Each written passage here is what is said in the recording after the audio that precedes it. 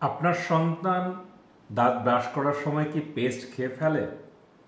যদি খেয়ে ফেলে, আজকের ভিডিওটা আপনাদের জন্য। টুথপেস্ট কয়েক ধরনের কেমিক্যাল দিয়ে গঠিত। এর মধ্যে একটা হচ্ছে অ্যাব্রাসিভ। আমরা যে দাঁতটা ব্রাশ করি, সেই ব্রাশটা পরিষ্কার করার জন্য অ্যাব্রাসিভ ম্যাটেরিয়ালস থাকে। কিছু থাকে ডিটারজেন্ট টাইপের, সোডিয়াম লরাইল সালফেট। কিছু সুইটেনার থাকে। মেইন ইনগ্রেডিয়েন্টস হচ্ছে ফ্লুরাইড। ফ্লুরাইড একটা কেমিক্যাল যেটা দাঁতের গঠনের জন্য অপরিহার্য, কিন্তু ফ্লুরাইড আবার বেশি হয়ে গেলে ফ্লুরাইড টক্সিসিটি হয়ে যায়।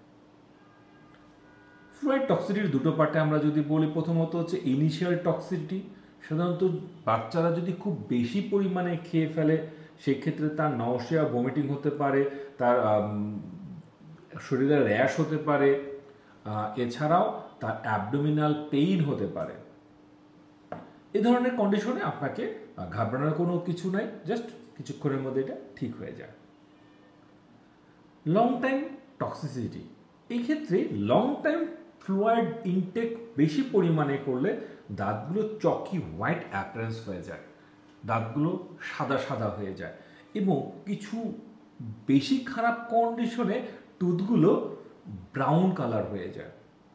এটাও খুব একটা ক্ষতির কোনো কারণ নেই, কসমেটিক রেস্টোরেশনে এটা সমাধান হয়ে যায়।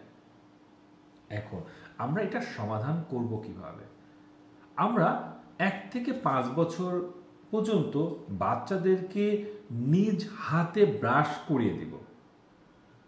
5 বছরের পরে আমরা তাদেরকে অবজারভেশনে রাখবো যে তারা ভালো মতো ব্রাশ করছে কিনা, এবং তাদেরকে আমরা ব্রাশ করার পরে কুলি করার প্রতি একটা আগ্রহী করে তুলব। এখন ব্রাশিংয়ে টুথপেস্ট, আমেরিকান ডেন্টাল অ্যাসোসিয়েশনের মতে 1 থেকে 3 বছরের ফ্লুরাইড টুথপেস্ট ব্যবহার করা দরকার নেই, কিন্তু আমাদের দেশে পানিতে ফ্লুরাইড কন্টেন্ট অনেক কম থাকায় আমাদের বাচ্চাদের ফ্লুরাইডেড টুথপেস্ট ইউজ করা জরুরি এবং ভালো।